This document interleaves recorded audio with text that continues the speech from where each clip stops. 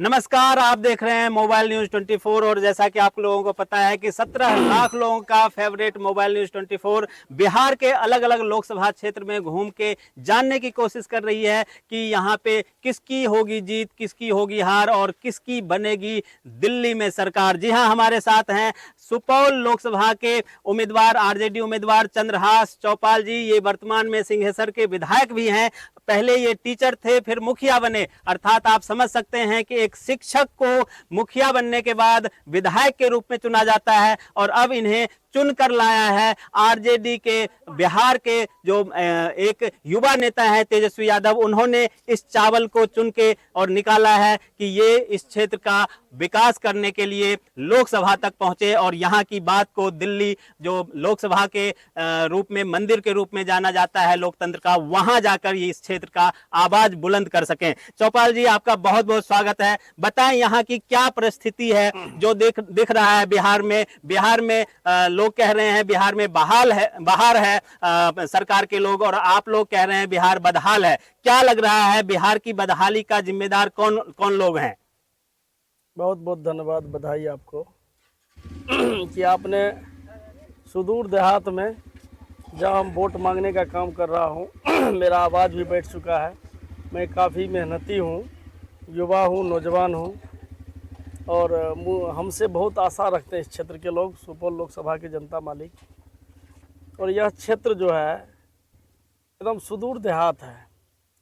सुपौल के त्रिवेणीगंज प्रखंड के और त्रिवेणीगंज विधानसभा का यह क्षेत्र है। 2008 के प्रलयकारी बाढ़ में जो कुशा त्रासदी मचा था, उसमें यह क्षेत्र पूरी तरह से क्षतिग्रस्त हो गया था। यहाँ से लोग विस्थापित हो गए थे, बरसों बाद यहाँ आके रहना शुरू किए।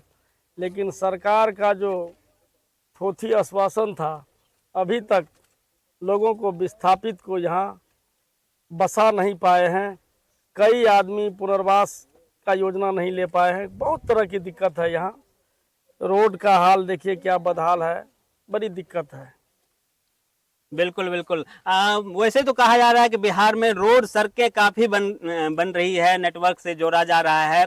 और अभी शिक्षा को लेकर जब आपके साथ सरकार थे तो यहाँ पे रोजगार भी बढ़ाया गया था। 2 चरण का जो शिक्षक भर्ती है वो बहुत ही अच्छे तरीके से गुजरा और तीसरे चरण में जैसे ही पलट गई सरकार, वैसे ही पेपर लीक हुआ और बंद हो गया। इसका श्रेय आप लोग भी लेना चाहते हैं और वो लोग भी लेना चाहते हैं। आपका क्या मानना है कि जिस प्रकार से नीतीश कुमार जगह जगह जाके कह रहे हैं कि हमने अब तक 5 लाख भर्ती किया है और 2025 तक इसको 10 लाख पूरा कर देंगे, क्या उन पर लोगों को विश्वास होगा कि वो रोजगार दे रहे हैं, वो नौकरी दे रहे हैं सरकारी?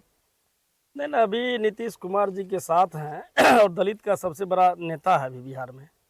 हम लोग बड़ा श्रद्धा से नाम लेते हैं आदरणीय जीतन राम मांझी जी। उन्होंने जब नीतीश कुमार जिसको मुख्यमंत्री बनाते तो कहा था एस्टीमेट घोटाला। और एस्टीमेट घोटाला का मतलब होता है कि योजना है 5 करोड़ का और बना दिया 10 करोड़ का। तो ये नीतीश कुमार के मुख्यमंत्रित्व काल का ये बदहाली है बिहार का। और आप अभी देख रहे हैं सामने में रोड में यही स्थिति हर जगह है।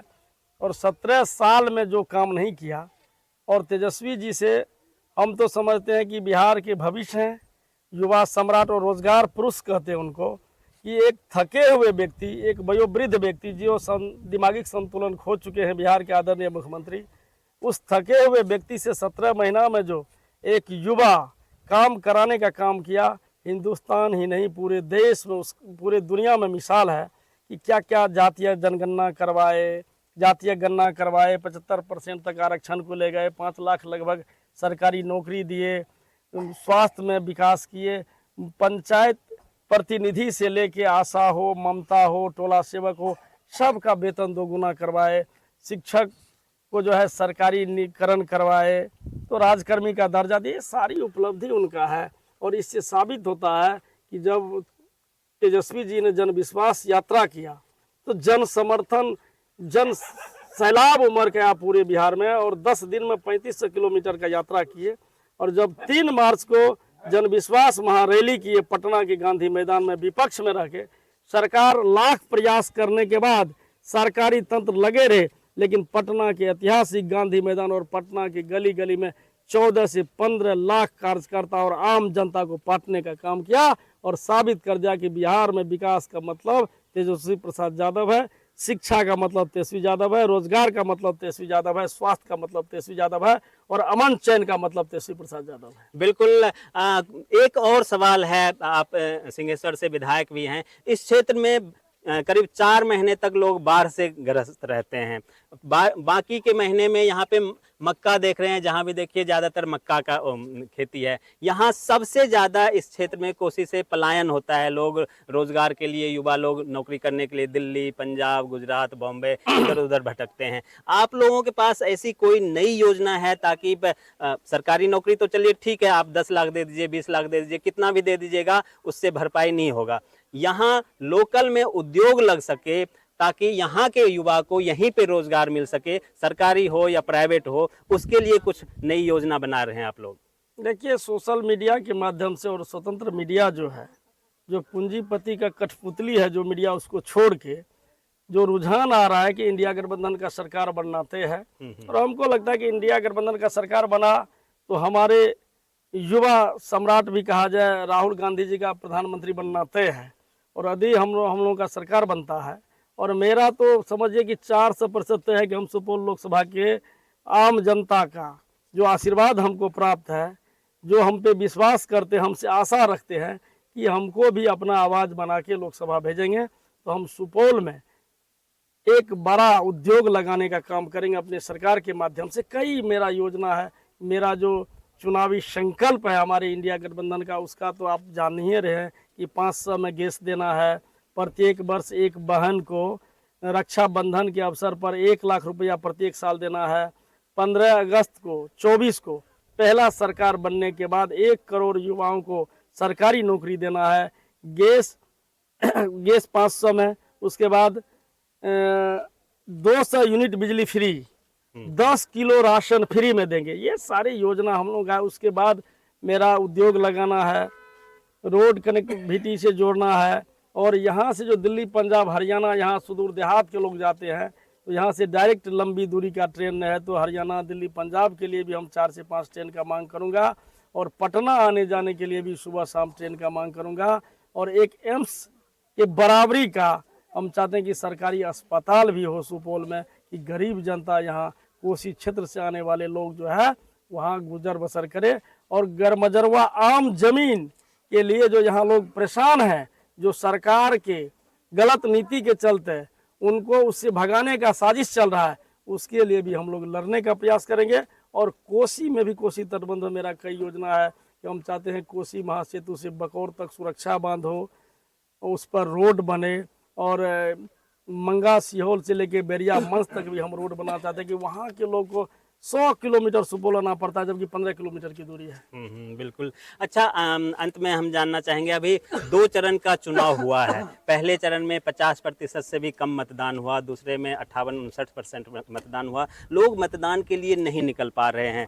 आप 17 लाख लोग आपको देख रहे हैं, क्या आप अपील करना चाहेंगे ताकि जैसे पहले 75%, 80% लोग मतदान करते थे, तो तीसरे चरण में, चौथे चरण में भी लोग इतने ही मतदान करें, घर से निकल के आए और ज़्यादा से ज़्यादा लोग मतदान करें? इसके लिए क्या अपील करना चाहेंगे? नहीं, हम तो जनता मालिक से अपील करूंगा कि लोकतंत्र का महापर्व है, इसमें वोट डालना चाहिए।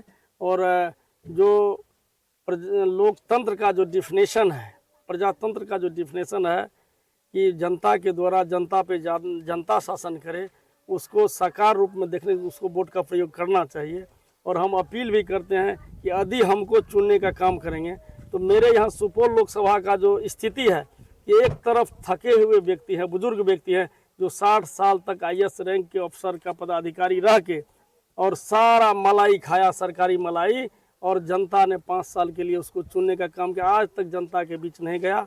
एक तरफ बुजुर्ग व्यक्ति है, एक तरफ डूबता हुआ सूरज है, मुरझाया हुआ फूल है, तो एक तरफ हम उनके बेटा और भाई, नौजवान हो, ऊर्जावान हो, उगता हुआ सूरज कहा जाए। हमसे बड़ी आशा है, लोगों को उम्मीद है, और हम हमेशा आशा और उम्मीद पर खरा उतरूंगा। और जहां भी हमको खोजेगा सुपौल का जनता मालिक, उसका बेटा और भाई बन के हम हाजिर रहेंगे। बिल्कुल, इन्होंने स्पष्ट तौर पे सभी मुद्दों को उठाया, चाहे पलायन रोकने के लिए हो या फिर उद्योग लगाने की भी बात कही, सरकारी नौकरी को लेकर भी कहा है। इसके अलावा बाढ़ जो पीड़ित है उसके लिए बांध बनाने की भी इन्होंने बात कही है। आप तमाम दर्शकों का बहुत बहुत धन्यवाद। चंद्रहास जी, आपका भी बहुत बहुत बहुत धन्यवाद।